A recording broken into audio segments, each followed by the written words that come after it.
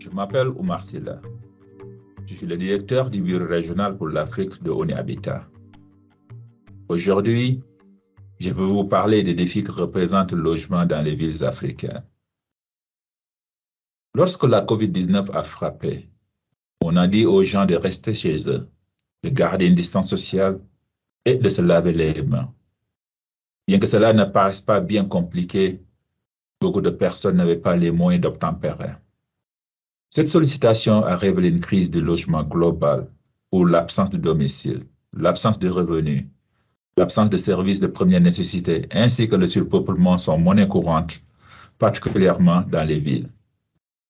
Ce sont là quelques-uns des aspects visibles du défi que représente le logement dans les villes africaines. Par conséquent, dans cette vidéo, je parlerai de 5 défis majeurs qui ont un impact sur le logement en Afrique. Tout d'abord, il s'agit des taux rapides d'urbanisation. Deuxièmement, des obstacles à l'accessibilité financière. Troisièmement, de l'absence de terrain viabilisé. Quatrièmement, de la recrudescence d'habitat informel. Et cinquièmement, enfin, de la faiblesse de notre cadre institutionnel pour régir ces questions. Tout d'abord, parlons de l'urbanisation. Les villes africaines sont les villes avec le taux d'urbanisation le plus rapide au monde. Et selon le Fonds des Nations Unies pour la population urbaine d'Afrique subsaharienne va doubler entre 2000 et 2030. Dans toute l'Afrique, le taux moyen d'urbanisation est de 3,2%, mais il est bien supérieur dans certains pays, comme en Ouganda, où le taux d'urbanisation est de 5,7%, et en République démocratique du Congo, où le taux d'urbanisation est de 4,5%. Depuis 1990, le nombre de villes en Afrique a plus que doublé, passant de 3300 à 7600, et il en va de même pour le nombre d'habitants dans les villes, qui a lui aussi plus que doublé, passant de 202 millions à 563 millions. Dans certains cas, l'urbanisation concerne les mouvements de population des zones rurales vers les zones urbaines en quête de meilleures opportunités. Dans d'autres cas, il s'agit de zones qui s'urbanisent par le biais d'une croissance démographique. Des milliers de nouvelles villes ont émergé, souvent dans des zones urbaines, avec la forte densité de population. Le défi auquel nous sommes confrontés part du fait que ces phénomènes n'aient pas été accompagnés de taux comparables de croissance économique par habitant ou d'investissement dans le logement, ce qui diffère de ce qui a été observé dans d'autres villes mondiales. Par exemple, en 2021, alors que 42% de la population d'Afrique subsaharienne vivait en zone urbaine, le produit intérieur brut par habitant n'était estimé qu'à 1645,50 $. Le produit intérieur brut par habitant était cependant bien plus élevé dans d'autres régions, alors qu'elle se trouvait à ce même niveau d'urbanisation. En Asie de l'Est, par exemple, et dans la région du Pacifique, le produit intérieur brut par habitant était environ 3 fois supérieur à 3617,30 $. Au Moyen-Orient et en Afrique du Nord, le produit intérieur brut par habitant était de 365 $ lorsque le taux d'urbanisation était de 42% en 1968 et en 2021, avec un taux d'urbanisation de 66%, le produit intérieur brut par habitant et en Afrique du Nord est de 7696,90 $. Par contre, l'urbanisation peut être une force d'innovation et de croissance économique si les pays y sont bien préparés. Cela suppose une bonne planification et de l'investissement dans de l'infrastructure afin que l'investissement dans le logement puisse tenir la cadence de la croissance de la population urbaine. Cela nous amène au deuxième défi majeur dans les villes africaines, à savoir la prolifération des habitants informels. En raison des problèmes que nous avons déjà décrits, les habitats informels sont devenus un type d'habitat particulier et dominant partout dans le pays du Sud. Les études des Nations Unies montrent qu'en 2018, 23,9% des ménages en milieu urbain vivent dans des habitats informels sur la population mondiale, tandis qu'en Afrique subsaharienne, 56,2% des ménages en milieu urbain vivent dans des habitats informels. Cela veut dire donc qu'une personne sur 4 dans les zones urbaines du monde vit dans des habitats informels. et qu'une personne sur deux qui vit en Afrique subsaharienne vit dans des habitats informels. D'autres estimations pour l'Afrique subsaharienne sont remarquablement élevées, parfois allant jusqu'à 62%. Cela représente 292,6 millions de personnes dans les zones urbaines qui vivent dans des bidonvilles sur une population urbaine totale de 472 millions de personnes. Plusieurs études des Nations Unies, de la Banque mondiale et de Relief Web ont mis en évidence les taux d'habitat en milieu informel dans les pays africains. Ce diagramme présente quelques-unes des statistiques clés récentes sur les personnes vivant dans des logements inhabitables ou informels sur le continent. Troisièmement, le défi de l'accessibilité financière du logement.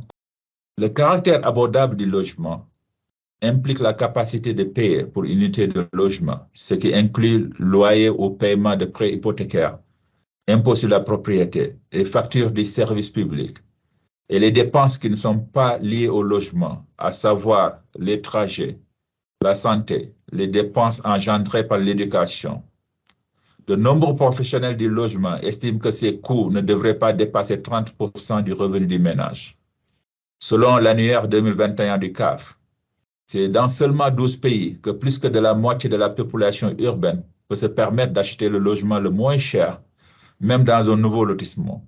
De plus, nombreux ménages africains gagnent des revenus de façon informelle, ce qui les exclut automatiquement du circuit financier, comme en font partie les prêts hypothécaires.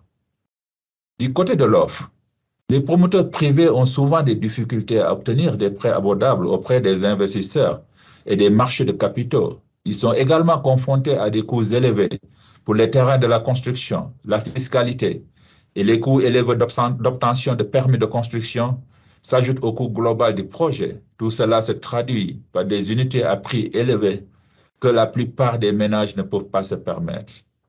Des instruments de financement existent pourtant depuis des décennies. Cependant, que ce soit du côté de l'offre ou de la demande, le manque de fonds abordables est un des facteurs les plus prohibitifs sur le marché du logement africain. Et en 2021, Oyalowo et Lawanson estimaient que la pénurie de logements atteignait que plus de 50 millions d'unités sur le continent, avec un déficit dans certains pays d'Afrique subsaharienne de plus d'1 million d'unités chacun.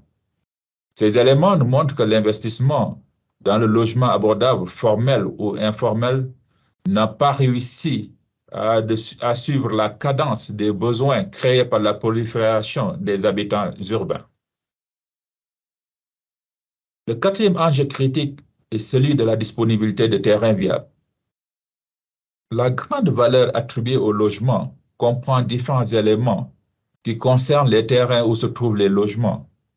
Cela inclut le lieu et la proximité à des zones génératrices de revenus, ainsi que la qualité et la taille du terrain.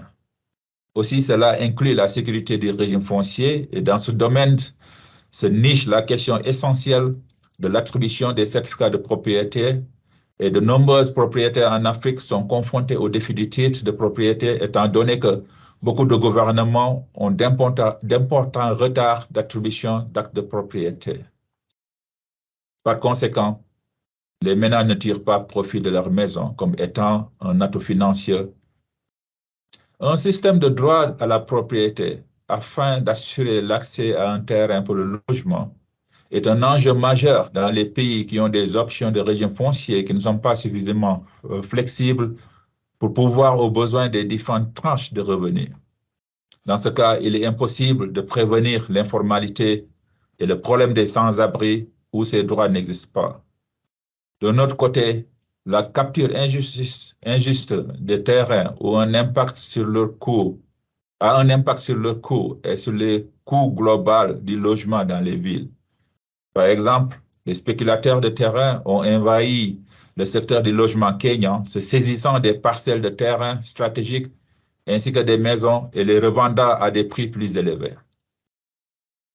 La viabilisation des terrains est un défi du même ordre. Les gouvernements municipaux et sous-nationaux des nations pauvres sont confrontés à des problèmes insurmontables dans la provision de services urbains à la population urbaine florissante, notamment dans les nouveaux quartiers, dans les grandes villes. les infrastructures vieillissantes, l'étalement urbain, les revenus qui sont bas, les états faibles de la planification et la planification inefficace contribuent à ces défis.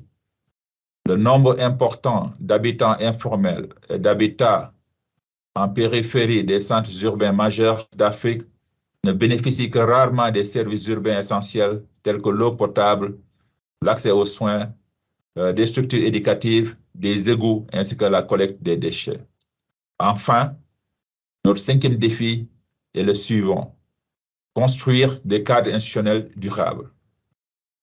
Comme vous le savez, l'incapacité à mettre en place un développement de logements abordables durables a été associée à l'absence de cadre institutionnel durable. Dans son mandat, ONU Habitat a mené à bien pendant plus de 50 ans un important travail normatif en essayant d'aider des gouvernements nationaux à augmenter l'investissement dans le logement. Cependant, la mise en œuvre n'a pas été adéquate. Le manque d'instruments opérationnels pour implémenter les nombreuses idées des Nations Unies et autres programmes et publications se traduit par des idées qui ne sont pas concrétisées, tandis que la crise de logement se poursuit.